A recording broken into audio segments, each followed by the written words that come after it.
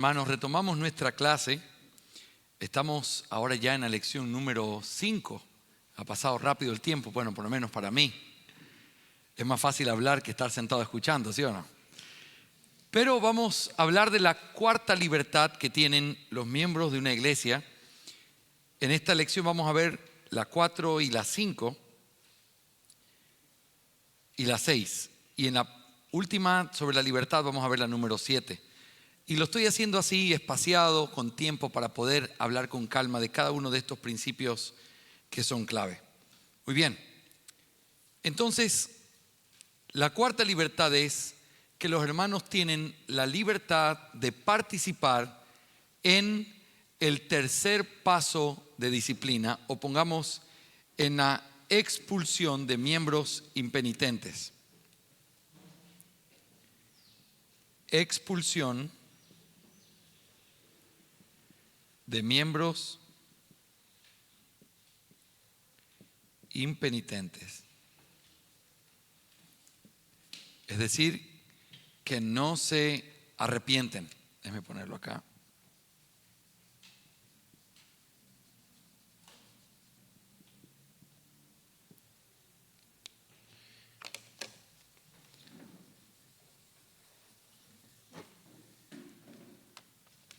Expulsión de miembros impenitentes. Nosotros hablamos brevemente de esto en nuestra lección, cuando estábamos hablando de la disciplina y de algunas cosas que mencionamos.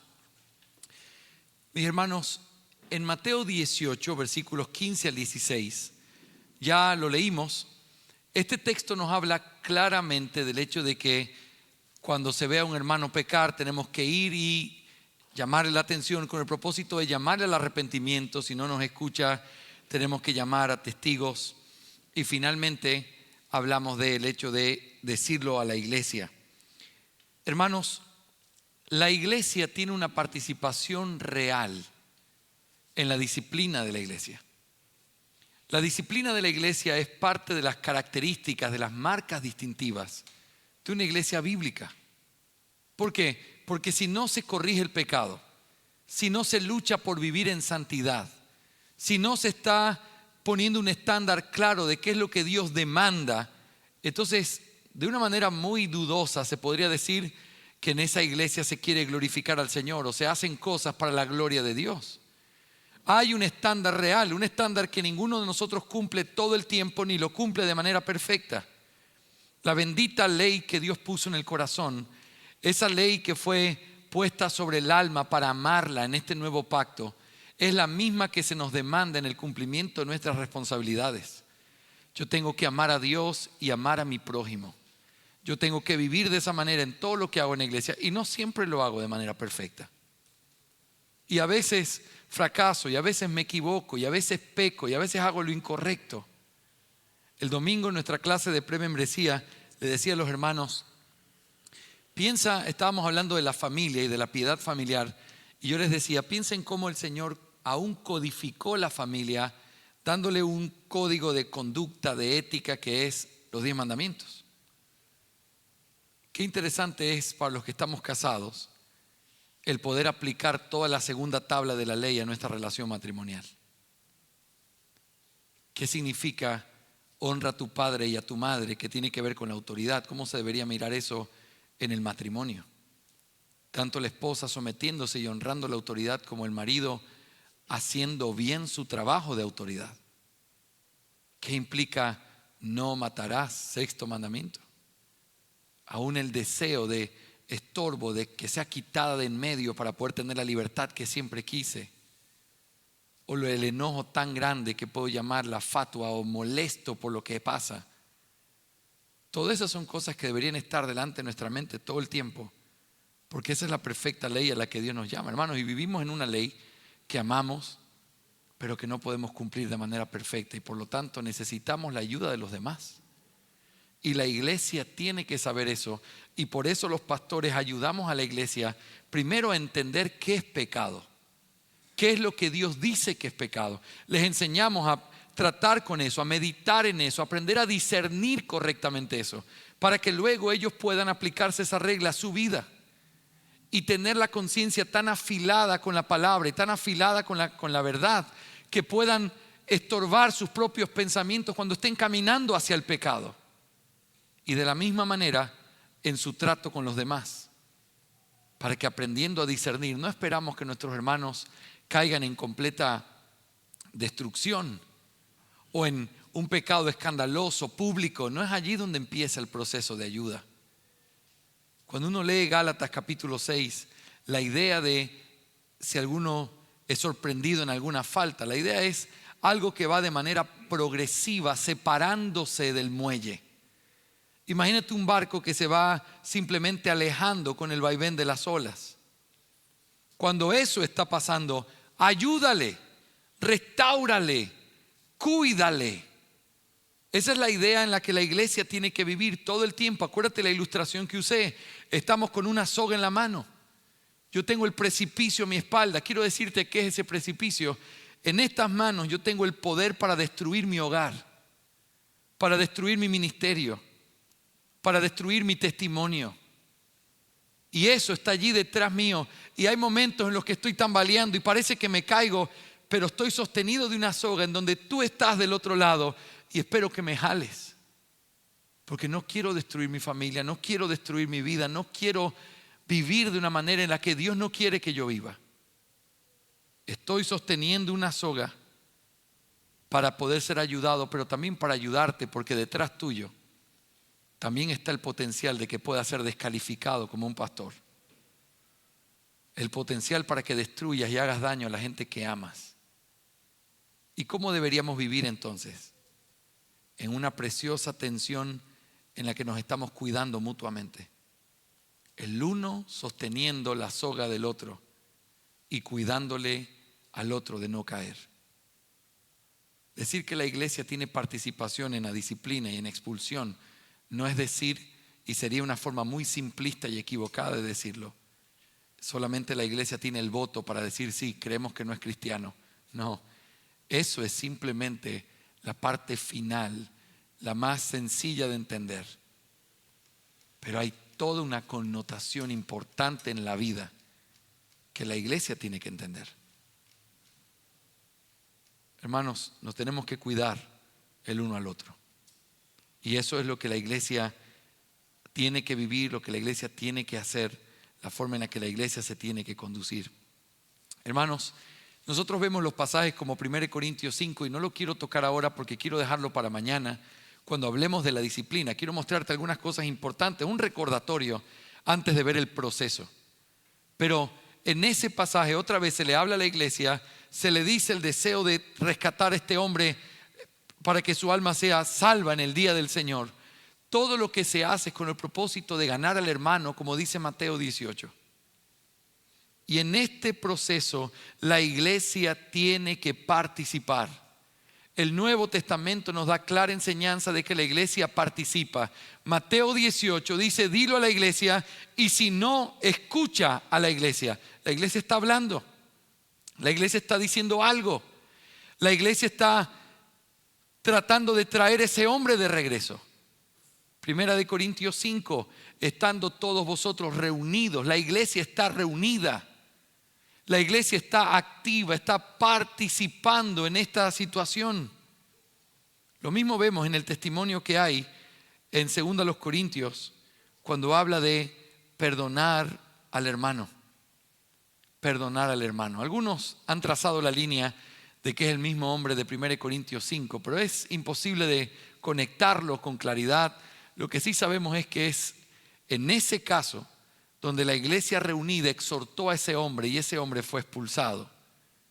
Ahora era la iglesia la que tenía que traerlo de vuelta y ayudarlo y que él pudiera sentir el perdón cuando se arrepintió. Eso es una parte importante de este tema. Ahora, nosotros vamos a mirar, cuando hablemos de este proceso, que la iglesia no es la que simplemente, la membresía, no son los que simplemente tienen todo el proceso a cargo. La iglesia siempre hace lo mismo. La iglesia participa. La iglesia comprueba que hay algo que no se está haciendo bien, que hay un pecado que no ha sido confesado, que hay alguien que está endurecido. La iglesia tiene la responsabilidad no de que un pastor le diga, él ya no es hermano, no quiero que hables con él. Él ha rechazado la fe, hizo tal cosa y no quiero que nadie se acerque a él. Los pastores hemos puesto la marca aquí y la carta que hemos firmado es en nombre de la iglesia. Eso es suficiente. Hermanos, lo que vamos a argumentar es que aun cuando los pecados sean terribles, la iglesia nunca pierde su derecho. Hay procesos que se pueden adelantar y hacerlos mucho más rápido. Hay procesos en nuestra iglesia que han durado 2 años, en donde hemos estado insistiendo. Ya no se pudo. Segundo paso, insiste, no se pudo. Tercer paso, y siempre decimos, es mejor caer del lado de la misericordia y que tratamos de retenerlo lo más que pudimos y no de un juicio hecho de una manera incorrecta. Pero hay otras cosas que han tenido que ser juzgadas en semanas cuando no hay un arrepentimiento inmediato debido al tipo de pecado. Pero el proceso y la libertad nunca pueden ser pasadas por alto. La iglesia tiene el derecho de saber qué pasa. La iglesia tiene el derecho de saber por qué ese hermano ya no viene o no quiere venir. La iglesia tiene ese derecho porque la iglesia misma va a tener que llamarle al arrepentimiento si se está equivocando. Hay personas que se quieren ir de la iglesia a veces, en cualquier iglesia, y dicen, yo solamente hablo con usted y ya con eso tiene que bastar porque entonces yo me voy, ya me voy, quiero que sepa que me voy. La respuesta siempre debe ser, nos da mucha pena que te vayas, no quisiéramos que te fueras. Tratemos de arreglar cualquier cosa. No, esto es irreconciliable. Ok, es irreconciliable. Tienes que hablarlo con tus hermanos. Porque esto no es un tema conmigo, esto no es un asunto personal. No estamos en la iglesia por un asunto de que el pastor es mi amigo, me ama, me quiere y entonces está aquí. Tú hiciste un pacto con estos hermanos y así como un día ellos se reunieron para recibirte, de la misma manera tendrías que irte, aun cuando estás saliendo de una manera en la que no creo que es la más aconsejable. Pero permite que tus hermanos escuchen y te hagan las preguntas que ellos te quieran hacer. Hermanos, los procesos el Señor los estableció con sabiduría para que la iglesia pueda ser protegida. No hace falta que me respondas, pero quiero que pienses. ¿Cuántas personas se van en un proceso de disciplina con la idea de que se fueron fue porque tenían un problema con el pastor, no porque tenían un pecado? ¿Cuántas personas se van con un asunto personal pensando que es un asunto de criterios? No de que su alma corre peligro de estarse perdiendo porque quizás es un hombre inconverso, endurecido por su pecado. Los procesos nos ayudan a quitar todas las excusas que los hombres pudieran tener para excusarse detrás de asuntos personales. Cuando estamos uno a uno, quizás tú puedas argumentar, es un asunto personal. Cuando yo te traigo delante de testigos imparciales, de jueces que juzguen entre nosotros, deja de ser personal. Pero cuando te llevo delante de la iglesia, definitivamente ya no es personal. Porque puede ser que tengamos un problema tú y yo. O puede ser que tú creas que yo tengo un problema contigo. Pero si la iglesia te está llamando al arrepentimiento por algo que nadie los ha convencido, que no se los ha metido en el bolsillo para creer eso, sino que ellos lo ven. Ellos ven tu actitud, ven tu forma, ven la manera en la que hablas, ven la manera en la que reaccionas en las reuniones. Entonces no es un tema mío, ni es un tema de estos testigos, ni de este grupo. Somos una iglesia y se te está juzgando por un pecado del que te suplicamos, arrepiéntete. Hermanos, esto es un asunto vital. John Cotton hace algunas aclaraciones que estoy tratando de darlas desde una perspectiva práctica, pero hay una ilustración que él utiliza que es extraordinaria. Y esa ilustración es la de un juez y un jurado. Él dice, la interacción entre los pastores y los miembros de una iglesia al momento de la disciplina eclesiástica es la interacción que hay entre un juez, el jurado y un veredicto. el juez es el que tiene que organizar el caso, traer al jurado, traer todo lo que implica y presentar el caso y decir esto es lo que dice la ley. Pero luego le da paso a este jurado que normalmente en ciertos países está compuesto de gente que es gente común y corriente. Me iba a ir con Ryan, el hermano Ryan de Hard Cry, me iba a ir a Chile en el mes de junio y me llamó: Jorge, no puedo salir del país en ese mes. Y yo, ¿qué pasó? Me llamaron a ser parte de un jurado. No importa quién sea, eres panadero, zapatero, eres una persona y lo que vamos a apelar es a tu criterio como ciudadano, conociendo la ley y juzgando lo que este hombre hizo. Y lo sientan allí, como en las películas, ahora sí tenemos que decirlo, lo sientan allí y hay diferente gente que está evaluando. Nadie tiene que ver con el caso, nadie tiene que ver con la persona. Son diferentes profesiones, diferentes edades. Y entonces se para el abogado defensor y comienza a presentar la defensa. Se para el abogado que está atacando y dice cuáles son las razones y lo que está y luego se le pregunta al acusado y luego se hace todo un proceso que no descansa en el juez golpeando la mesa y diciendo culpable o inocente. El juez abre la puerta para que eso se lleve a cabo en orden. Cuando entra su señoría todos se ponen de pie, pero todo el proceso se lleva ante la mirada de un jurado que tiene que meditar, pensar, evaluar, y al final el juez pregunta: ¿cómo se halla este caso? Y el jurado comienza a dar su veredicto. Con ese veredicto, más lo que el juez está considerando de ese veredicto y lo que escucha, toma el mazo y golpea la mesa: culpable, o dice inocente. La sentencia es lo que está en la mano del juez. Él no puede sentenciar sin un jurado, pero el jurado no puede sentenciar sin el juez. Necesita las dos partes, así como se necesita la libertad de los miembros y la autoridad de los pastores. Hermanos, esto nos libraría de tantas cosas que se vuelven personales, de tantos asuntos donde uno, como pastor, tratando de defender su honor, trata de... Hermanos, la disciplina es un proceso bendito que Dios estableció, que tiene un proceso apropiado, correcto, santo, sabio, para que nosotros podamos seguirlo de tal manera que se puedan hacer las cosas claras. ¿Y sabes qué es lo que esperamos al final? Hay mucha gente que siempre va a hablar, que sí, que esta iglesia, que pone al frente a las personas, que hace quedar mal a la gente.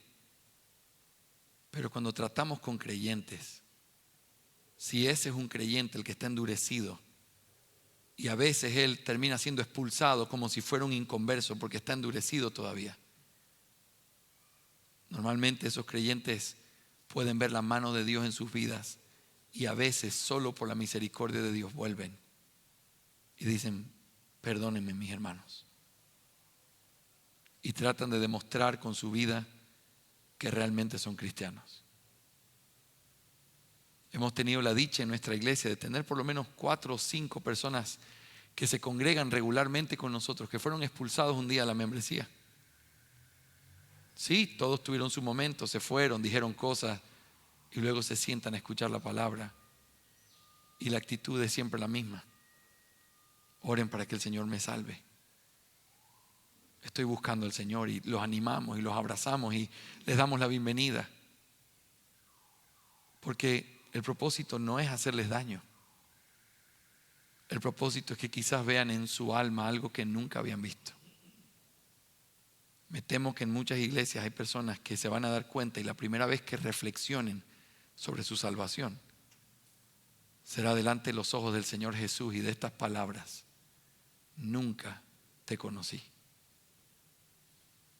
Es mejor ser avergonzado delante de los hombres, pedirle perdón a los hombres, que tener que llegar un día a un veredicto que no tiene retroceso, que no tiene tiempo, que simplemente es un mazo eterno que golpea una perfecta justicia. Les decía a los hermanos la semana pasada, Una de las cosas que a mí me aterra como pastor es llegar un día a ese juicio y tener personas que fueron miembros de mi iglesia buscándome y diciéndome: pastor, aquí tiene que haber una equivocación. Yo fui miembro de su iglesia. Usted me dejó enseñar algunas veces. Yo era de sus mejores amigos. Y aquí dice que yo no soy de Cristo. Eso no puede ser cierto. Tiene que haber algún error, porque usted siempre me afirmó eso, me ayudó a pensar en eso. Y a veces, por el deseo de querer a las personas de una manera equivocada, terminamos oscureciendo lo único que podría ser la única esperanza de sus vidas. Qué duro es enfrentarse con nuestro propio pecado. Qué duro es ver que somos lo que nosotros no creíamos que éramos. Qué duro es mirarte en un espejo cuando alguien te comienza a decir las cosas malas que has hecho y simplemente decir lo único que puedes decir: yo soy ese hombre. Yo soy ese hombre. Ojalá Dios nos permita vivir eso muchas veces aquí en la tierra y no tener que decir eso cuando ya no hay nada que podamos hacer. Su misericordia se sigue extendiendo, y por eso una de las maneras en las que Dios obra de manera gloriosa con su pueblo es la disciplina eclesiástica. Amado pastor que me escuches, no te jactes de que tu iglesia no disciplina a nadie, ni que aquí no hay cosas públicas, que nuestra iglesia es cero confrontación. En vez de estar lleno de orgullo y soberbia por eso, deberíamos estar quebrantados pidiendo perdón. Estamos quitando la única manera en la que muchos podrían por primera vez considerar que no son cristianos. La siguiente libertad que John Cotton nos enseña, la número 5, es la libertad de recurrir a un sínodo. La libertad de recurrir a un sínodo.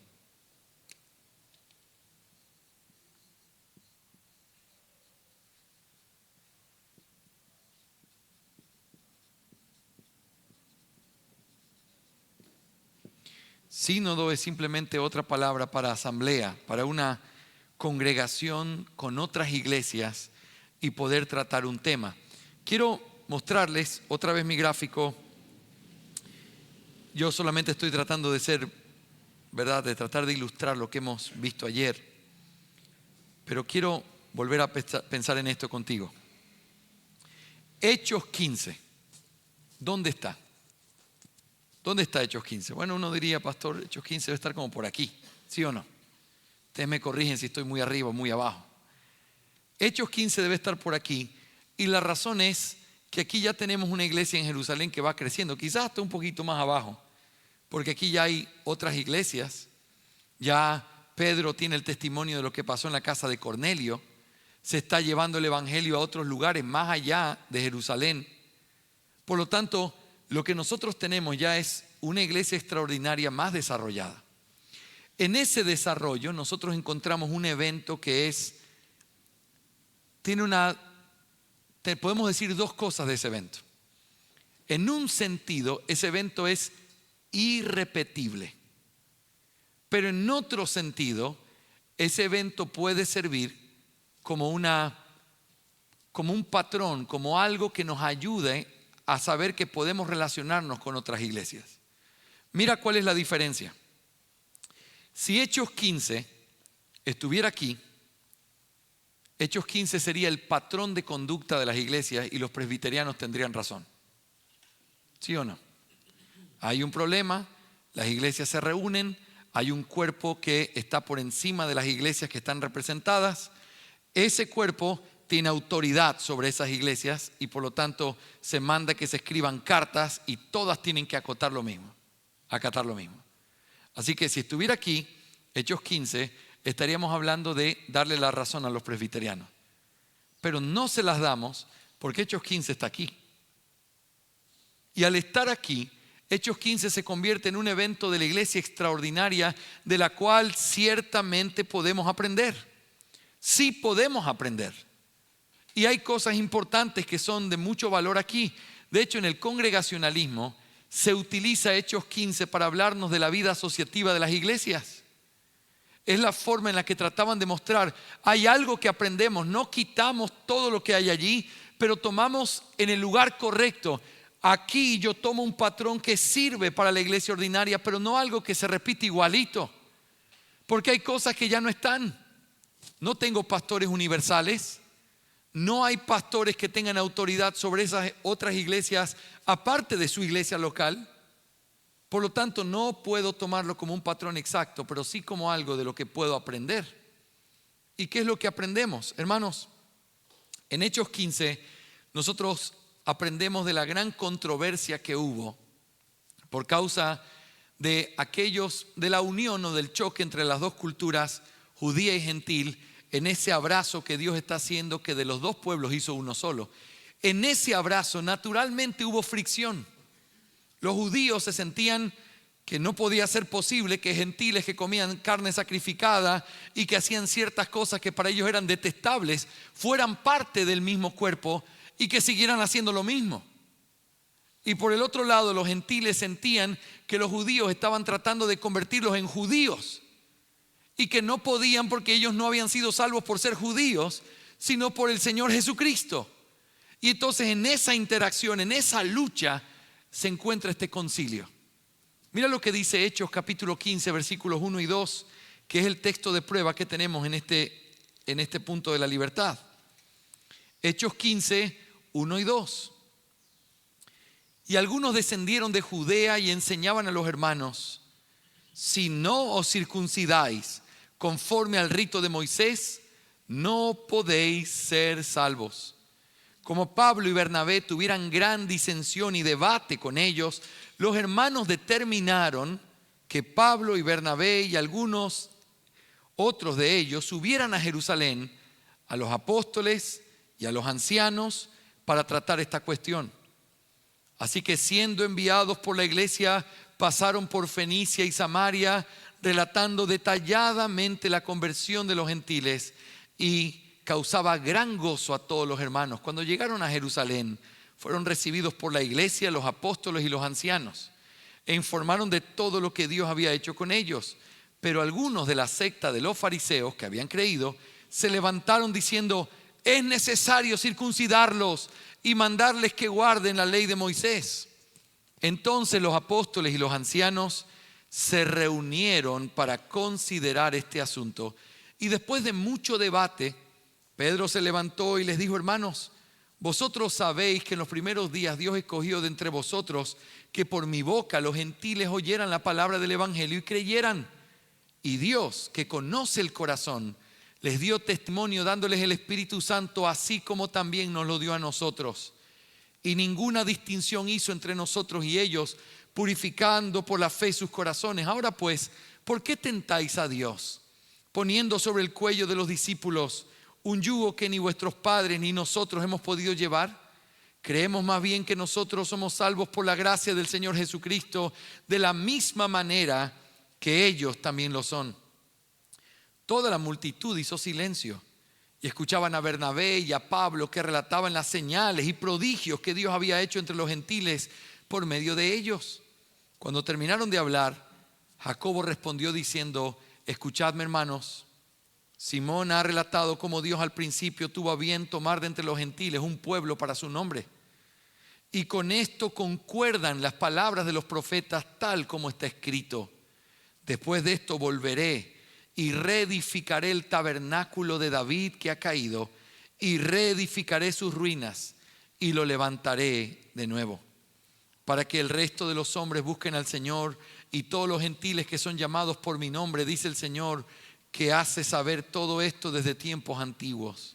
Por tanto, yo juzgo que no molestemos a los que de entre los gentiles se convierten a Dios, sino que les escribamos que se abstengan de cosas contaminadas por los ídolos, de fornicación, de lo estrangulado y de sangre, porque Moisés desde generaciones antiguas tiene en cada ciudad quienes lo prediquen, pues todos los días de reposo es leído en las sinagogas. Entonces pareció bien a los apóstoles y a los ancianos, con toda la iglesia, escoger de entre ellos algunos hombres para enviarlos a Antioquía con Pablo y Bernabé, a Judas llamado Barsabás y a Silas, hombres prominentes entre los hermanos, y enviaron esta carta con ellos. Los apóstoles y los hermanos que son ancianos, a los hermanos en Antioquía, Siria y Cilicia, que son de los gentiles, saludos. Puesto que hemos oído que algunos de entre nosotros, a quienes no autorizamos, os han inquietado con sus palabras, perturbando vuestras almas, nos pareció bien, habiendo llegado a un común acuerdo, escoger algunos hombres para enviaros a vosotros con nuestros amados Bernabé y Pablo, hombres que han arriesgado su vida por el nombre de nuestro Señor Jesucristo. Por tanto, hemos enviado a Judas y a Silas, quienes también nos informarán las mismas cosas verbalmente, porque pareció bien al Espíritu Santo y a nosotros no imponeros mayor carga que estas cosas esenciales, que os abstengáis de cosas sacrificadas a los ídolos, de sangre, de lo estrangulado, de fornicación. Si os guardáis de tales cosas, bien haréis, pasadlo bien. Así que ellos, después de ser despedidos, descendieron a Antioquía y reuniendo a la congregación entregaron la carta, y cuando la leyeron se regocijaron por el consuelo que les impartía, siendo Judas y Silas también profetas, exhortaron y confortaron a los hermanos con un largo mensaje. Y después de pasar allí algún tiempo, fueron despedidos en paz por los hermanos para volver a aquellos que los habían enviado. Pero a Silas le pareció bien quedarse allí, mas Pablo y Bernabé se quedaron en Antioquía, enseñando y predicando con muchos otros la palabra del Señor. Hermanos, ¿ven lo extraordinario aquí? Aquí hay apóstoles dando una carta en donde dice: a nosotros y al Espíritu Santo nos ha parecido bien. Eso es poderoso, eso tiene autoridad. Y se escribe esta carta para encontrar paz, para decir: hermanos, no, esta gente no habla de parte de nosotros. Nosotros no hemos enseñado que hay que guardar las cosas de los ritos de la ley mosaica. No, solamente sean cuidadosos, traten de cuidarse el alma mutuamente. Traten de no hacer cosas que golpeen o que traigan dolor a los hermanos, porque estamos uniendo dos mundos que son diferentes. Mis hermanos, nosotros aprendemos, en primer lugar, que este evento es un evento irrepetible en un sentido, porque son apóstoles firmando la carta. Y en el momento en que un apóstol firma la carta, eso es ley, y todos deben hacerlo como el apóstol lo decía. Dios lo está mandando. Ellos eran los pastores universales, fundamento de la iglesia cristiana.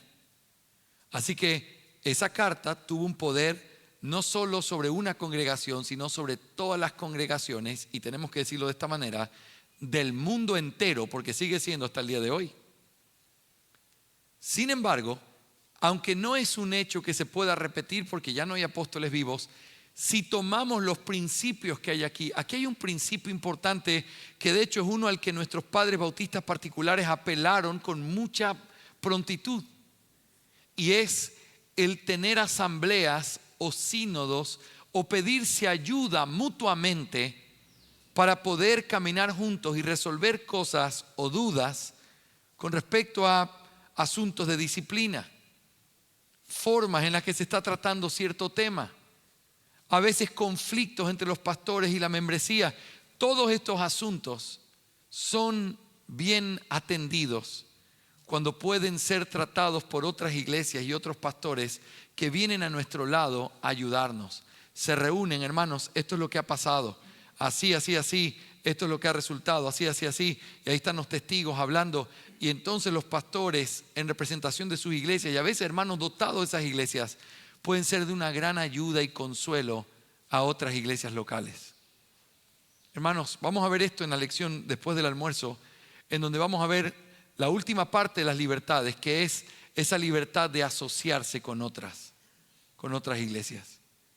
Esa preciosa libertad tiene que ver con esto, la ayuda mutua. Mis hermanos, en la ayuda mutua, la iglesia tiene verdaderamente participación. Y déjame decírtelo de esta manera bien práctica. Estamos estudiando eclesiología práctica. He tenido la oportunidad de recibir muchas veces esposos solos, esposas solas, y a veces esposo y esposa, pero a veces esposo y esposa cuando el esposo o la esposa no quería venir a la conversación. Cuando viene el esposo solo y me viene a contar todas las querellas de su esposa, normalmente el corazón de la esposa puede decir, tiene que escuchar la otra parte, pastor. Y tiene razón. Cuando viene el otro lado, lo mismo, tengo que escuchar la otra parte. Pero la forma más sana de resolver, aun cuando el problema sea difícil, es cuando vienen esposo y esposa con la misma disposición de querer escuchar. Están peleados entre sí, pero quieren hacer las cosas bien. Y entonces se sientan y dicen, lo que él me diga a mí no me importa, pero pastor, usted dígame si estoy mal. Y entonces uno tiene que ayudar y decir, ok, mira, no está bien esa forma. Y tratar todo ese tema. Pero ¿saben cuál es el tema? Cuando el cuadro se pone difícil, cuando hay una esposa que trae a su esposo a regañadientas y el esposo está enojado. Le digo, ¿por qué estás enojado? Porque yo no quería estar aquí. Porque ella ahora me sale con que hay este problema, que hay estas cosas. Ella no ha hablado conmigo. Pastor, yo quedo aquí como si fuera un payaso, un tonto, que yo puedo hablar, yo puedo resolver este problema, pero ella no me ha dicho nada. Y uno entiende esa discusión. Y uno entiende ese conflicto. Hay un conflicto real donde tú puedes dañar a la otra parte si no lo haces de una manera correcta. Hermanos, y aquí es donde uno tiene que apelar. Estamos hablando de la libertad de los miembros. Los miembros tienen el derecho legítimo de poder buscar ayuda en otras iglesias y en otros pastores. Pero la forma en la que se tiene que dar este proceso es en una forma como cuando acordamos buscar consejo, a menos que sea una emergencia, a menos que sea un abuso horrendo de parte de las autoridades en la iglesia, porque eso es otra cosa.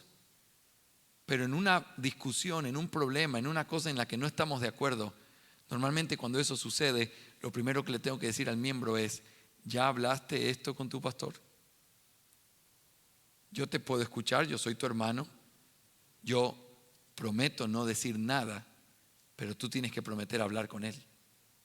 Te voy a preguntar en 2 semanas, porque si no lo haces, yo voy a tener que hacerlo. Tú me hiciste parte de esto que yo no pedí ser parte y yo te quiero ayudar. Así que ese hombre viene, me cuenta, lo escucho, lo aconsejo, pero la forma no es ir y lanzar y hacer un problema antes de poder gastar todas las formas en las que se debería resolver. Es una libertad de la iglesia pedir ayuda. Es una libertad de la iglesia el poder recurrir a un sínodo, a una asamblea, tener la libertad de estar con otros y poder preguntar libremente las cosas, porque no vivimos en una sociedad de temor donde simplemente las cosas no se hablan. Cuidadito con andar hablando lo que pasa aquí adentro. Cuidadito con andar diciendo que tenemos problemas. No es como funciona una relación sana. Una figura de abuso normalmente se ve en un hombre que toma a su mujer y se la lleva a vivir lejos y le dice, y no te puedes comunicar ni con tus padres, ni con nadie, ni con tus amigas, no quiero visitas por aquí. ¿Qué hace ese hombre con ella? ¿Por qué hace eso? Eso no es natural, eso no es normal. Eso no es de un hombre que tiene el deseo de que el corazón de su esposa esté pleno, correcto. Por supuesto que pueden haber dificultades con eso y tener que poner orden a veces. Pero no podría ser sano ni normal aislarla del mundo y decir, y no te puedes comunicar con nadie, tus problemas son tuyos y míos, no le puedes contar a nadie. Ese es el símbolo de un abuso en un hogar. Pero también es el símbolo de abuso en una iglesia, en donde cuando no se abre la puerta a tener comunión con otros y no se tiene cercanía con nadie de manera que no puedan pedir auxilio, es algo que ciertamente es un síntoma que no es correcto. Por eso, gracias a Dios por las amistades bíblicas. Gracias a Dios por las iglesias que pueden abrir y pedir ayuda y pueden ser ayudadas. Yo le doy gracias a Dios por mis amigos pastores que no tienen temor en llamarme y decir, así estoy, esto fue lo que hice. ¿Qué hago? Porque van a escuchar del otro lado mi amor, pero también la firmeza con la que se tiene que conducir. Pídele perdón a la congregación, lo que hiciste no está bien. Y entonces, ese tipo de relación es lo que le da este disfrute de libertad que una iglesia puede tener. ¿Qué pasa si hay diferencias entre, vamos a decir que no es un abuso espiritual, sino que es un tema de diferencia doctrinal? Y viene alguien y dice, yo pienso que en la iglesia se debería hacer tal cosa y no se hace. Creo que es legítimo que el hecho de que pueda decir, pastor, me permite preguntarle a otro pastor, me permite buscar consejo. Es legítimo para poder ayudar a resolver eso. Y una iglesia tiene la libertad de vivir así. No están aislados ni esclavizados. Somos felices de tener un compromiso que nosotros queremos honrar hasta el final. Hermanos, esta libertad es una libertad que tiene que usarse en la forma correcta, pero es una libertad que protege a la iglesia de no tener que vivir aislados porque alguien tomó el control y simplemente cerró todas las puertas. El aislamiento no es un buen síntoma, porque cuando tú no quieres vecinos es porque no quieres que nadie te diga si estás haciendo algo mal. Y como nadie puede hacer las cosas completamente bien sin equivocarse jamás, o es arrogancia absoluta o perversidad. No hay otra opción. El que conoce al Señor sabe que necesita de otros. Y los pastores reconocemos que necesitamos de otros. Por eso no nos enojamos si cuando hemos presentado a los pastores podemos saber que alguno de nuestros miembros llamó con libertad. Porque ese pastor le va a decir, habla con tu pastor. Pero tiene que haber un orden correcto. No es permiso para el desorden, es una válvula de escape para siempre recordar que la iglesia tiene libertad. Hermanos, la sexta y última libertad de esta clase es la libertad de apartarse de aquellos a los que no pueden excomulgar. La libertad de apartarse de aquellos que no pueden excomulgar. Esto es 5.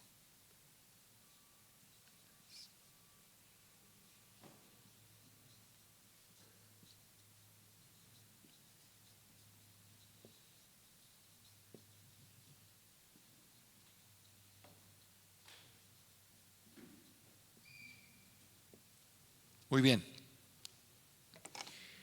Hermanos, en esta libertad, John Cotton hace una conexión que tiene que ver con una deducción de la doctrina que ya hemos planteado y por eso quise unirla con la disciplina.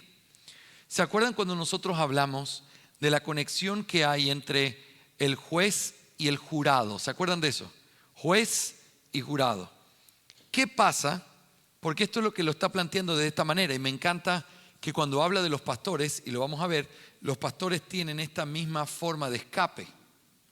¿Qué pasa cuando en una iglesia todos los pastores se pervierten y son hombres que no aman al Señor y que son hombres perversos, paganos, que están rompiendo todo, están destruyendo la iglesia, la constitución de la iglesia, están quebrantando los principios? ¿Qué pasa cuando eso sucede? Si nosotros somos fieles a lo que hemos afirmado, los pastores no pueden ser expulsados por los miembros, porque quien golpea el mazo del juicio, el veredicto, es el pastor, son los pastores. Pero así como no puede golpear la mesa y decir ustedes no son cristianos, no puede la iglesia hacer eso sin un pastor que haga eso. De la misma manera, la libertad de la que se está hablando aquí es que la iglesia no tiene por qué vivir bajo hombres que viven de esa manera. Y por lo tanto, aunque no los puede expulsar, hay algo que la iglesia siempre va a poder hacer. Es dejar de reconocer a esos hombres como pastores y apartarse de ellos. piensa en este punto al que voy a volver más adelante también. Hermanos, escuchen lo que voy a decir porque esto tiene muchas implicaciones prácticas. La autoridad de los pastores y la libertad de los miembros, escúchame bien, no puede ser intercambiada ni suplantada por el otro. No puedes, porque no se nos dio las mismas facultades ni el mismo poder. No se puede. Si es los pastores los que tienen que sentenciar y todos los pastores se pervirtieron, son ellos los que están bajo el juicio de la iglesia. La iglesia no puede ponerse también de este lado y ejercer el poder de las llaves convirtiéndose en pastores suplantadores. No se puede.